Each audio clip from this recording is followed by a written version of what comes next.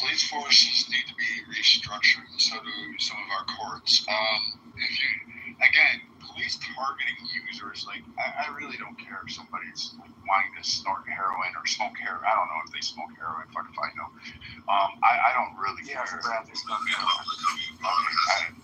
That just sounds like a whole lot of shit that I never wanted to know about. But if they're smoking more brain blood barrier easier, so if you're smoking heroin, that's not my problem. Like, you have a choice to make. You're accountable for your own life. I don't need to send police after you. I don't need to direct. Now, do I need to direct the supplier that's holding on? I don't know. What are we're reaching out in regards to the meeting that you booked with us distributing amongst kids? Yeah, I think that needs to get off the street. I think that needs to be targeted, and we can target those. But I think, honestly, screwing up the users, I don't know. 5 officers tackled one of their own shooter on base. People got angry. I said, why does he have a beard? This is called shaving chick. It's fine. And there's not going to be a hang-up. This is the satisfaction. And I think we could resolve a lot of these things. And I think a lot of these traffickers would run scared. I think the cartels would go back and try to get citizenship in China and be like, please take us in. Because Russia don't fuck around with them. They have drugs. They shoot the traffickers all the time. They don't care. They send them to the gulags. Have fun with that one. That's a whole cold prison.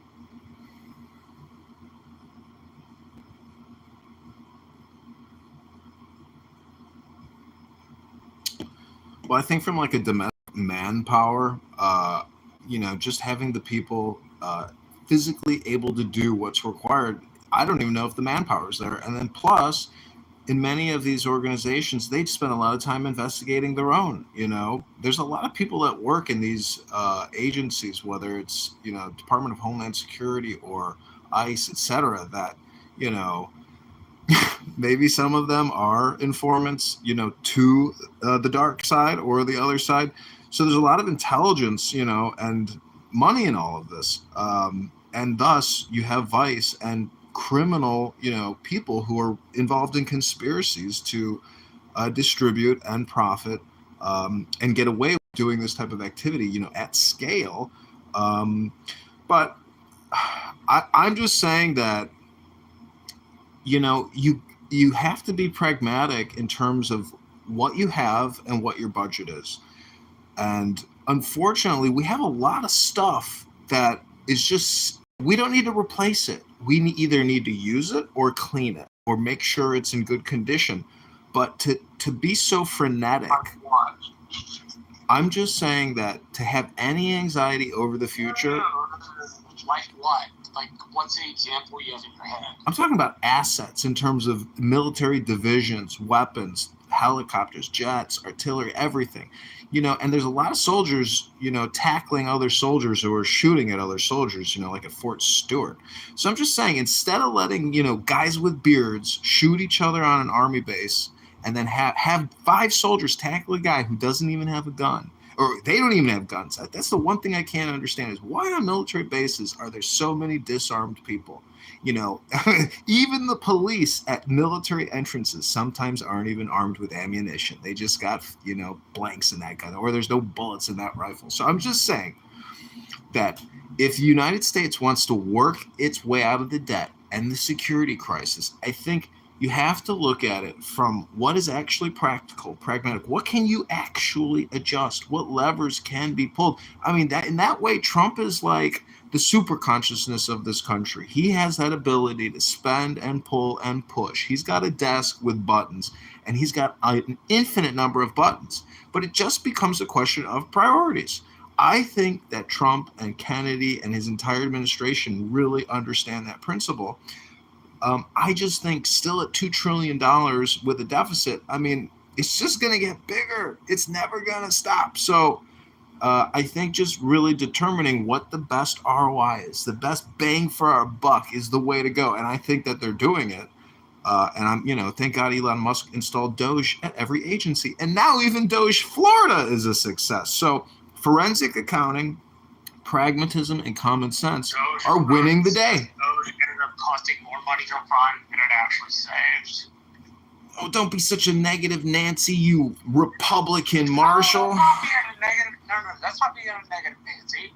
If you come in this department that wants to cut federal spending, Negative Nancy. Then you should cut more federal spending than your budget is. Otherwise, you can't justify your existence. You're just being a negative Nancy instead of a positive optimist. No. If I'm getting somebody who tells me they're going to save me money, yet they cost me more money than they saved me, then they didn't save me any fucking money. They've saved $1 trillion in woke DEI education contracts, Marshall. Which is exactly what Doge did. Doge said Doge saved America $1 trillion in woke DEI climate change gender studies. Only saved some money, not enough to justify its existence. Wrong, Marshall. They saved almost $1 trillion already. Go to the Doge calculator. Be able to justify its existence, and the Department of Government Efficiency can't reasonably justify its existence because it costs more to run than it saves. These agencies don't. The only agency that raises revenue is called the IRS, Marshall. Every other agency does nothing but spend money on behalf of the American population. I'm not saying the other agencies don't spend. I'm saying this agency, which was brought under the Trump administration, which people tend to reference, is not an agency that saved more money than it spent. It's an agency that failed in its mission. Don't get me wrong. Okay, I'm going to find out how much money the federal government has spent on Doge administrative expenses and compare that to how much they stripped in fraudulent contracts. Let me do the quick calculation. I need to see some numbers here, Marshall. Trying to save money. What I don't applaud is that it costs more money to run that department and employees than it saved for the United States government and taxpayers. It did not save. Okay, I'm putting that into Grok. We're going to see what Grok says. We'll let Grok be impartial, as Grok is very impartial. I'm sure Grok will give us the correct answer. As Elon Musk's AI is impartial. Okay. We'll be serious. Elon Musk's AI is not impartial, but if it's an AI that spits out an answer, why not? Let's take it.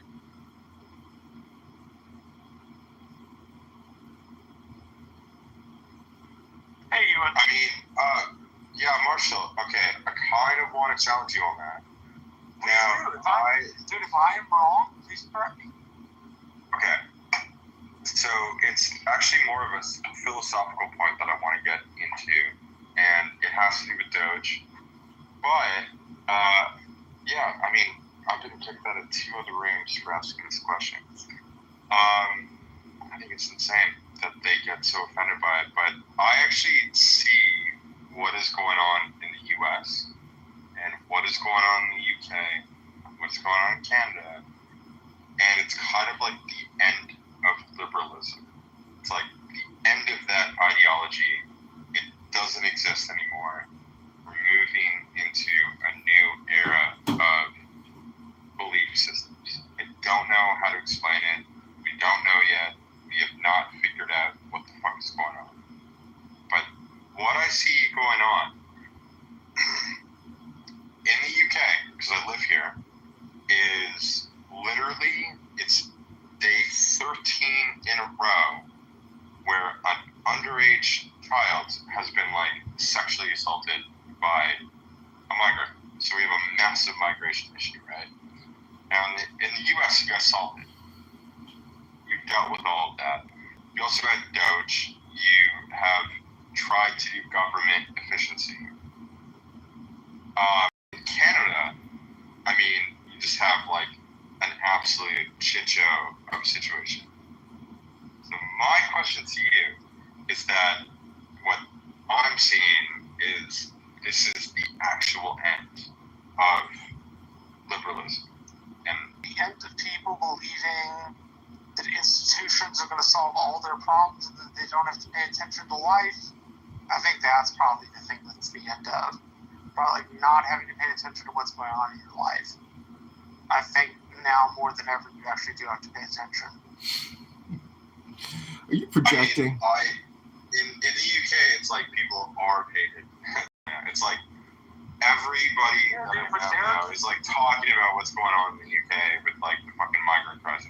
Like it's like literally it surrounds me day by day. I don't even want to talk about it, and I have people here talking about it. So it's like that is an issue. But then the US. Wait, Ewan, before you continue, hold on one sec. Let me just answer Marshall's claim. Okay, this is from Grok. John Kitover, as of July 2025, but an analysis from CBS and others show actual savings of less than 3% claimed, with overall federal spending rising. All right, well, you're repeating the CBS narrative, Marshall. I mean, aren't you? You have a different narrative. There's a Doge calculator. You can look at the Doge X account and see all the contracts, the screenshots, acquisition system, SAP that they use. Yeah, you're missing the point. If you want to prove me wrong or say that my assumption, because that's what it was, is incorrect, like, why don't you present counter numbers? I did. I just presented to you counter numbers. They say, I don't know. They claim they've saved $200 billion, and it cost them $40 billion to do it. I don't understand. I just gave you counter numbers. So they claimed they saved $200 billion. Well, they show receipts. The response doesn't show receipts. What you said was they claim. Okay, so if they're claiming, what's the evidence that they actually saved? The other side says CBS has no source when they say less than 3%. Marshall, I'm not gonna lie. Like we even saw. Okay, this is the end of the show. Okay, everybody, go to johnforcongress.com. Thanks for joining. If you want to join the campaign, text 312-498-0517. We might jump in one more clown house. Lines will design it, so you just might not be calling it that. Well, I mean, that's exactly what I'm opposing. I'm simply saying, like, there should be a state, like, there should be a state of Israel. I'm just simply rejecting. Listen, you need to go over that. Why is it? I said, don't lie on my